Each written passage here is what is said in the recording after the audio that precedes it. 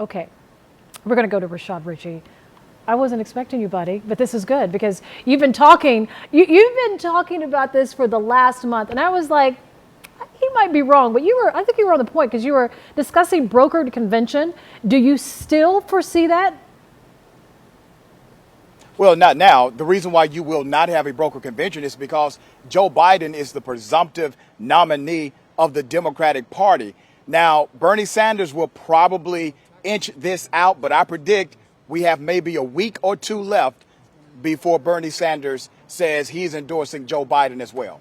Wow, we've had primaries delayed due to coronavirus. Do you see the possibility that it's trending on social media? Is it real possibility that the presidential election could also be delayed? Let me break this down. So right now you've had 3 states, Georgia, Louisiana, and Ohio. They have all postponed their Democratic primaries and their primaries in general. But let's talk about the actual Constitution. The Constitution regulates general elections. We're talking about the presidential race.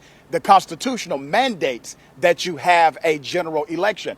The short answer is President Trump cannot do this by himself. He cannot postpone a general election. He would have to literally change the U.S. Constitution and also change federal law. In 1948, Congress actually passed a law setting the presidential and the congressional race codified as a specific date, and you can't change it through an executive order. So the short answer is technically yes, but you would have to change a whole lot to make it happen. The New York Times and Reuters, they both brought up the possibility, or at least presented it, about mail-in ballots. Do you see that potentially as a possibility to avoid coronavirus?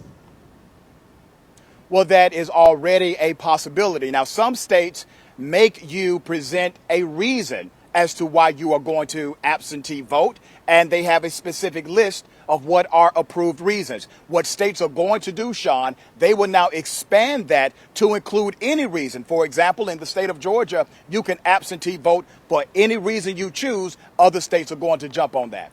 In your opinion, you're looking in your crystal ball here, who benefits when the elections are delayed? I mean, clearly it's for a legitimate reason because of coronavirus. But if the presidential election is delayed, if another primary is delayed, who benefits? Does this help President Trump?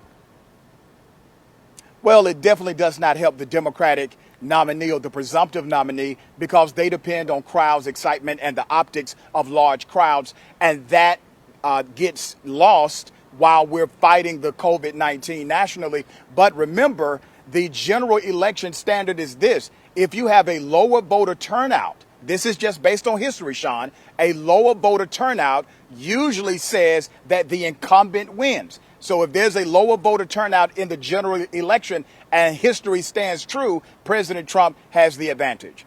Dr. Rashad Richey. Make sure you wash your hands, and the social distancing is working. You stayed way outside. Social distancing in practice right now. Listen, brother, I'm with you. Stay safe, and thanks a lot for your insight. It's invaluable. You too. Thank you. The rush to